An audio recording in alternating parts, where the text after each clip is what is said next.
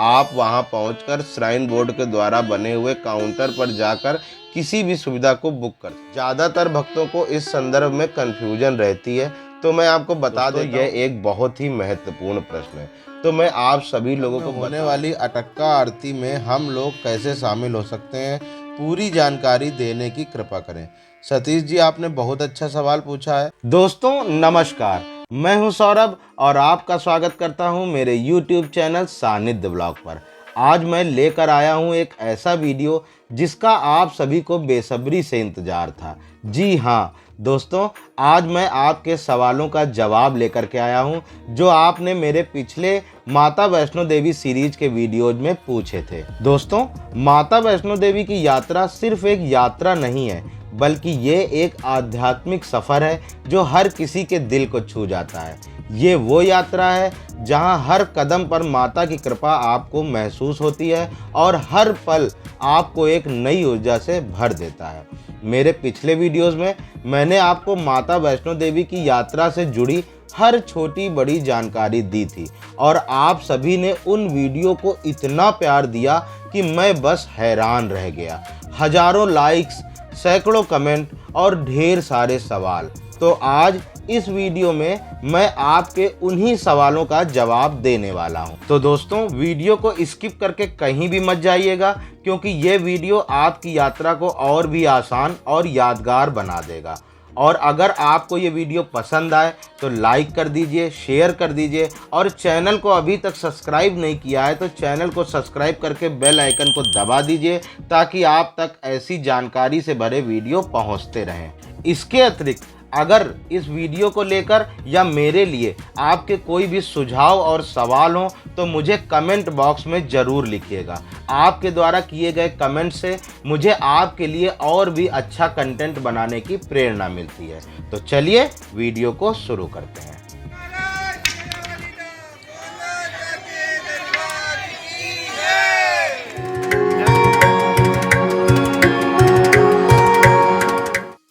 दोस्तों, मेरे कुछ व्यूवर्स ने मुझे RFID कार्ड से संबंधित कुछ सवाल भेजे थे। जैसे कि बहन श्यामली विश्वास जी ने पूछा था कि RFID कार्ड बनवाने में कितने रुपए लगते हैं। भाई रजत पुंदीर जी ने पूछा था कि आधार कार्ड की हार्ड कॉपी दिखानी होगी या सॉफ्ट कॉपी। और रविया जी ने पूछा था RFID कार्ड बनाने के कितने आवर्स में यात्रा शुरू करना जरूरी है। ट्रैवल माई स्टोरी देवभूमि जी ने पूछा था कि RFID कार्ड कितने बजे बनना शुरू हो जाता है और सुबह कितने बजे हम यात्रा शुरू कर सकते हैं। इन सभी प्रश्नों के उत्तर मैं एक साथ आपको दे देता हूं। RFID कार्ड बनाने के लिए आपको आधार कार्ड की ओरिजिनल कॉपी की आवश्यकता होगी। RFID कार्ड बनाने के लिए आपको श्राइन बोर्ड के द्वारा निर्धारित काउंटर पर जाना होगा, जो सुबह 4 बजे से लेकर रात के 10 बजे तक खुला रहता है। आप अपनी यात्रा पूरे दिन में कभी भी शुरू कर सकते हैं। 24 घंटे माता रानी की चढ़ाई चलती है, लेकिन RFID कार्ड बनवाने के 8 घंटे तक आपको या तो बाण गंगा चेक पॉइंट पर या तो ताराकोट मार्ग के स्टार्टिंग पॉइंट पर एंट्री करानी होती है। RFID कार्ड पूरी तरीके से निःशुल्क होता है। इसका कोई भी पैसा RFID कार्ड बनाने में आपको नहीं खर्चा करना पड़ेगा और यह आपकी यात्रा का एक तरीके से एक्सेस कार्ड होता है। इसके बिना आप यात्रा नहीं कर सकते। इस कार्ड को बनवाने का उद्देश्य सिर्फ इतना होता है कि श्राइन बोर्ड भीड़ को मैनेज कर सके, जिससे कि कोई भी दुर्घटना ना हो। एक और महत्वपूर्ण बात मैं आप सभी लोगों को बता देना चाहता हूं कि यदि आपके पास 5 साल से छोटे बच्चे हैं और उनके पास कोई ID कार्ड नहीं है तो वह बिना RFID कार्ड के भी यात्रा कर सकते हैं। इसके साथ ही एक बात मैं आपको और बता देना चाहता हूं कि RFID कार्ड बनवाने के लिए सभी सदस्यों को काउंटर पर जाना होगा। वहां पर उनका ID कार्ड चेक किया जाएगा और फोटो खींची जाएगी। उसके बाद RFID कार्ड इशू होगा। अगला कमेंट मुझे बहन रेखा साहू जी ने किया है। उन्होंने लिखा, जय माता दी, माता रानी आपको बहुत हैप्पी और हेल्दी रखे। तो मैं सिर्फ इतना कहना चाहता हूँ कि बहन रेखा जी, आपका आशीर्वाद और प्यार मेरे लिए बहुत मूल्यवान है। मैं माता रानी से प्रार्थना करता हूँ कि आपको भी माता रानी हमेशा खुश और स्वस्थ रखे और आपकी सारी मनोकामनाएं पूरी हों। जय माता दी। मैं सौभाग्यशाली हूँ कि मेरे पास आपके जैसे प्यारे और समर्थन करने वाले व्यूअर्स हैं। आपके कमेंट्स मुझे और भी अच्छा कंटेंट बनाने के लिए प्रेरित करते हैं और मुझे लगता है कि मैं अपने व्यूअर्स के लिए कुछ अच्छा कर पा रहा हूँ। आपका बहुत बहुत धन्यवाद। अगला कमेंट हमारे एक व्यूअर्स हैं बी क्रिएटिव जी। उन्होंने लिखा है कि वेरी इंफॉर्मेटिव वीडियो। आपने इस वीडियो में सब कुछ कवर किया है, थैंक्स ए लॉट। यह सुनकर मुझे बहुत खुशी हुई कि मेरे द्वारा बनाया गया वीडियो आपको पसंद आया। बी क्रिएटिव जी ने आगे पूछा है कि क्या डॉर्मेट्री सेफ है अकेली लड़की के रुकने के लिए। दोस्तों, यह एक बहुत ही महत्वपूर्ण प्रश्न है। तो मैं आप सभी लोगों को बता दूं कि श्राइन बोर्ड के द्वारा संचालित कोई भी डॉर्मेट्री 100% सेफ है, खासकर अकेली लड़कियों के लिए। आप आराम से वहां पर रुक सकते हैं क्योंकि डॉर्मेट्री में महिलाओं के लिए अलग वॉशरूम और नहाने की सुविधा भी अलग होती है। इसके अलावा श्राइन बोर्ड के कर्मचारी और सुरक्षाकर्मी भी वहां पर मौजूद रहते हैं जो आपकी सुरक्षा का ध्यान रखते हैं। तो इसलिए आपको वहां पर किसी भी तरीके की कोई दिक्कत नहीं आने वाली। डॉर्मेट्री 100% सेफ है। अगला कमेंट जोगी सिंह जी का आया है। इन्होंने बोला है कि बैटरी कार कहाँ से मिलती है। तो सिंह साहब, आपको बैटरी कार अर्धकुंवारी से मिलेगी जो आपको अर्धकुंवारी से भवन तक ले जाएगी। और यदि आप वापसी भी बैटरी कार से करना चाहते हैं तो भवन से आपको फिर से वही बैटरी कार मिल जाएगी और वापस आपको अर्धकुंवारी पर लाकर छोड़ देगी। इसके बाद कुसुम जी ने पूछा है कि रोप वे कहाँ से स्टार्ट होता है, क्या स्टार्टिंग से भी रोप वे के जरिए जा सकते हैं।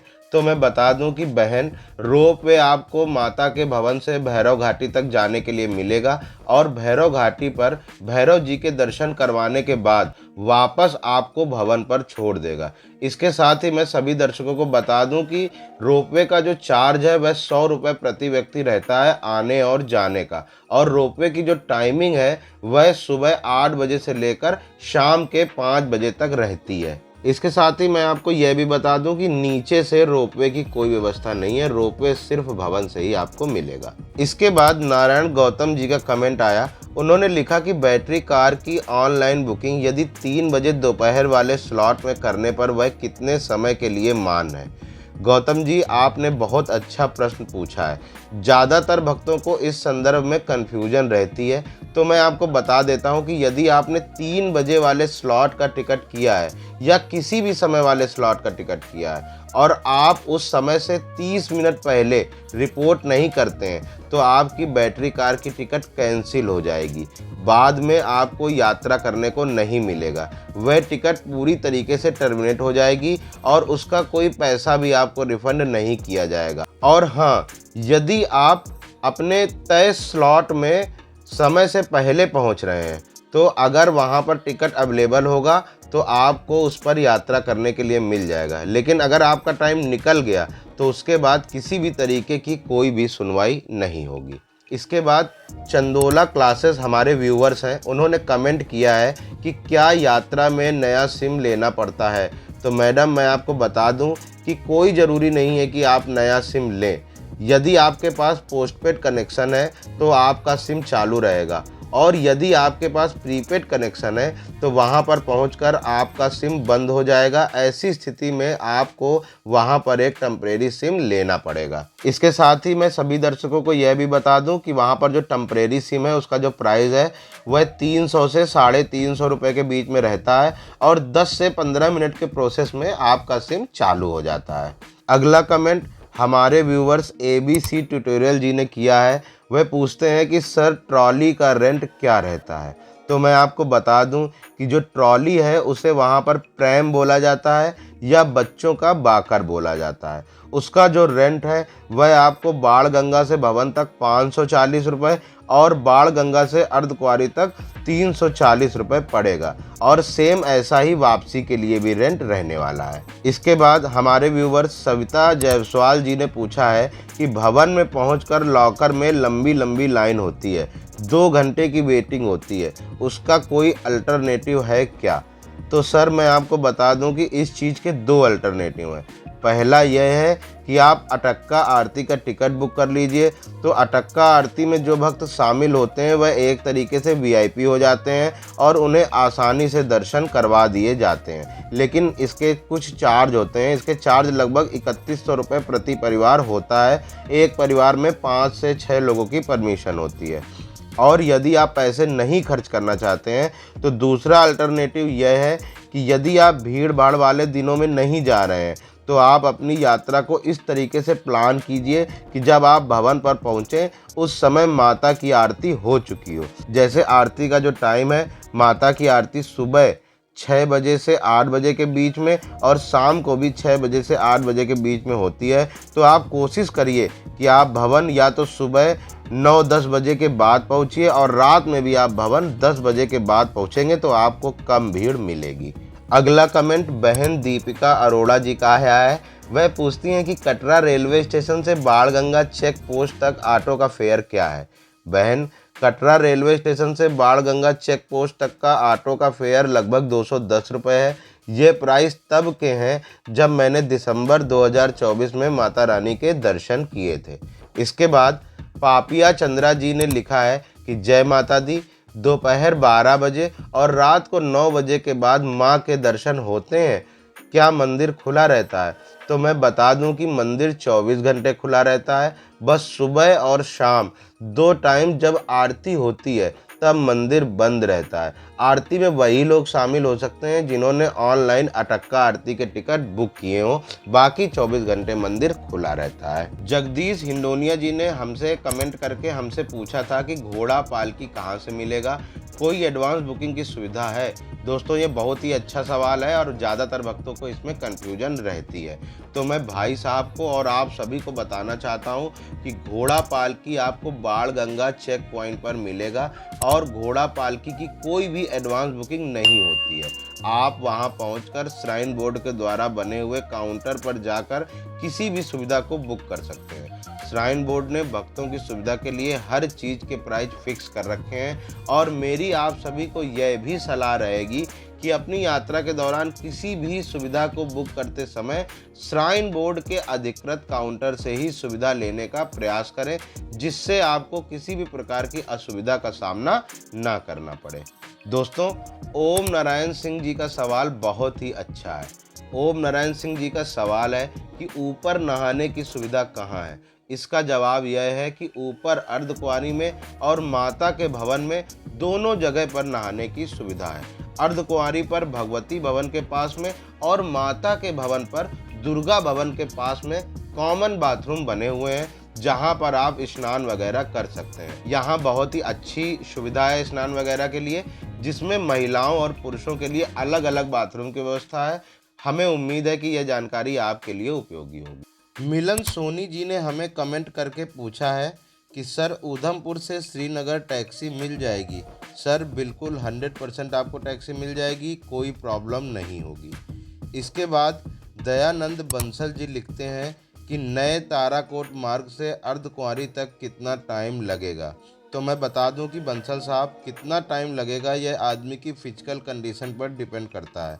फिर भी अगर आप आराम से कंटिन्यूअस चल सकते हैं तो आपको लगभग 4 घंटे का टाइम लग जाएगा। बाकी अगर आप ज़्यादा रुकते हुए जाएंगे तो यह टाइम बढ़ भी सकता है। हम लोग बहुत ही ज़्यादा आराम से गए थे और हमने इस विषय पर वीडियो भी बनाई हुई है। उसमें हमने बताया है कि हमें कितना टाइम लगा, तो आप वह वीडियो देख लीजिएगा। वीडियो का लिंक मैं आई बटन और डिस्क्रिप्शन बॉक्स दोनों जगह डाल दूंगा। सतीश अग्रवाल जी ने हमसे कमेंट करके पूछा है कि सर जी, माता के भवन में होने वाली अटक्का आरती में हम लोग कैसे शामिल हो सकते हैं? पूरी जानकारी देने की कृपा करें। सतीश जी, आपने बहुत अच्छा सवाल पूछा है। भक्तों को अटक्का आरती के संदर्भ में काफ़ी ज़्यादा कन्फ्यूजन रहती है, तो मैं आपको बता दूं कि अटक्का आरती माता रानी के भवन में 2 बार होती है, सुबह 6 बजे और शाम को 7 बजे। आप इसमें 2 तरीके से शामिल हो सकते हैं। एक तरीका यह है कि यदि आप इंडिविजुअल शामिल होना चाहते हैं तो आपको प्रति व्यक्ति 2000 रुपये खर्च करना होगा। दूसरा तरीका यह है कि यदि आप परिवार के साथ शामिल होना चाहते हैं तो आप अटक्का आरती का टिकट ग्रुप में बुक कर लीजिए। जिसके लिए आपको 5100 रुपये खर्च करने होंगे। इसमें आप 4 बड़े और उनके साथ 2 बच्चे जिनकी उम्र 10 साल से कम हो शामिल हो सकते हैं। दोनों ही तरीकों के लिए आपको ऑनलाइन माता वैष्णो देवी की वेबसाइट पर जाना होगा। माता वैष्णो देवी की जो वेबसाइट है वह है matavaishnodevi.org। ग्रुप में अटका आरती का टिकट लेने से आपको फ़ायदा यह होगा कि आपको वहां पर कॉम्प्लीमेंट्री डॉर्मेट्री भी मिल जाएगी। आप माता वैष्णो देवी की ऑफिशियल वेबसाइट पर जाएंगे तो वहां पर आपको सारी जानकारी डिटेल में मिल जाएगी। मुकेश कुमार गुप्ता जी ने हमसे कमेंट करके पूछा है कि जय माता दी भाई, कटरा बस स्टॉप से जम्मू तवी के लिए कितने बजे तक बस मिल जाती है और किराया कितना होता है। तो मुकेश जी, कटरा बस स्टैंड से जम्मू तवी के लिए लास्ट बस रात के 11:30 बजे निकलती है और उसका किराया 100 रुपये के आसपास रहता है। हमारे एक व्यूवर हैं बी स्ट्रॉन्ग जी, उन्होंने हमें कमेंट करके हमसे पूछा है कि हेलो सौरभ जी, प्लीज़ आप मुझे बताओ कि अगर भवन पर रूम नहीं हो तो हम सामान कहाँ रख सकते हैं। तो मैं आपको और सारे दर्शकों को बता दूं कि अगर आपको भवन पर रूम नहीं मिलता है तो आप अपने सामान को लॉकर में जमा कर सकते हैं। भवन पर लॉकर की बहुत अच्छी सुविधा उपलब्ध है जो कि पूरी तरीके से निःशुल्क है। यह सुविधा भक्तों के लिए बहुत उपयोगी है क्योंकि इसमें वे अपने सामान को सुरक्षित रख सकते हैं और आराम से माता रानी के दर्शन कर सकते हैं। कौन कौन गोस्वामी जी ने हमसे कमेंट करके पूछा है कि हेलीकॉप्टर सर्विस इवनिंग के कितने टाइम तक रहती है। बहुत ही जेन्युइन क्वेश्चन है ये। सर, मैं आपको बता देता हूँ कि हेलीकॉप्टर की जो सर्विस है वह सुबह 7 बजे शुरू होती है और शाम के 6 बजे तक रहती है सर्विस। दोस्तों, इस वीडियो में मैंने आपके द्वारा पूछे गए सवालों का जवाब देने का पूरा प्रयास किया है। आशा करता हूँ कि यह जानकारी आपके लिए उपयोगी रही होगी। यदि आपको वीडियो सच में पसंद आया है तो कृपया इसे लाइक कर दीजिए और अपने दोस्तों और परिवार के साथ ज़रूर शेयर कर दीजिए ताकि वे भी इसका लाभ उठा सकें। और अगर आपके पास अभी भी कोई सवाल है तो कृपया मुझे कमेंट करिए। मैं आपके सवालों का जवाब देने के लिए हमेशा तैयार हूँ। और यदि आपका सवाल बहुत ही ज़्यादा महत्वपूर्ण है तो मैं उसके लिए एक अलग से डेडिकेटेड वीडियो भी बना दूंगा। दोस्तों, अब मेरे आने वाले अगले वीडियो के लिए तैयार हो जाइए। मैं अपनी अगली सीरीज राम जन्मभूमि पर लेकर आ रहा हूं, जिसमें राम जन्मभूमि से संबंधित इन्फॉर्मेटिव जानकारियों से भरे हुए वीडियो होंगे। इसलिए अगर आपने अभी तक चैनल को सब्सक्राइब नहीं किया है तो चैनल को सब्सक्राइब करके घंटी जैसी आकृति को जरूर दबा दीजिए, जिससे हमारे नए वीडियो की जानकारी आपको मिलती रहे। इसी के साथ मैं लेता हूं आपसे विदा। माता रानी आपकी सभी मनोकामनाएं पूरी करे। जय माता दी।